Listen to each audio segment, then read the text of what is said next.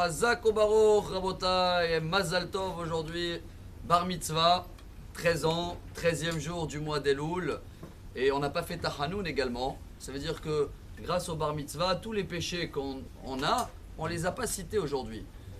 Est-ce que le Bar Mitzvah, il n'a jamais fait des péchés avant 13 ans?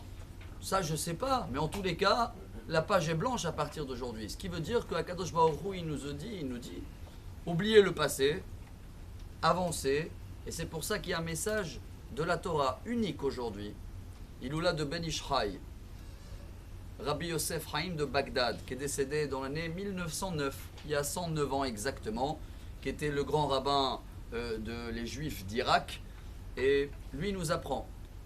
Le message d'aujourd'hui, c'est Amalek. La fin de la paracha, on va répéter, il n'y a que 2 fois dans la Torah où l'histoire d'Amalek est citée. Amalek, c'est celui-là qui vient nous combattre tout le temps, que ce sera l'Amalek, l'ennemi physique, on le connaît, il est tout le temps là.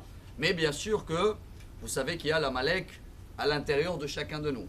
Ceux-là qui aiment les valeurs numériques, ils savent très bien que Amalek c'est 240, c'est la valeur numérique de Safek, le doute, c'est la valeur numérique de Ram, la montée, c'est la valeur numérique de Mar, la descente, tout ce qui est amer. Ce qui veut dire, et voilà ce qui nous apprend le Ben Ishraï. Il y en a certains qui vont dire que la mitzvah de la Torah c'est d'écouter une fois par an Amalek. Dans quel paracha il est cité la première fois? Béchalar. Béchalar veut dire quoi en français? Envoyé. La deuxième fois, c'est dans la paracha de cette semaine. C'est quoi? Kitetse, ça veut dire quoi? Sors, sortir. Il y en a qui pensent que la mitzvah, elle est qu'une fois dans l'année. Si quelqu'un il a raté, il n'a pas écouté à Hasra, paracha de Béchalar, et bien qui va venir demain à la synagogue et qui va écouter Amalek. Mais le Ben Ishraï nous apprend que cette mitzvah, elle est à chaque instant. Parce que ce doute-là, dès que maintenant je réfléchis et j'ai mon passé qui me suit, et j'ai des doutes, est-ce que j'ai bien fait dans mon passé? Amalek. Pourquoi? Oublie, on vient de voir que grâce à la bar mitzvah, peu importe ce qu'il a fait, on a oublié, on avance. Donc ça c'est quoi? Béchalar, on voit les mauvaises idées. Et kitetse, c'est sortir, ça veut dire quoi?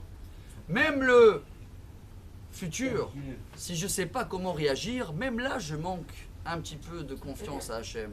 Donc c'est une mitzvah, il dit le Ben Ishraï à chaque instant.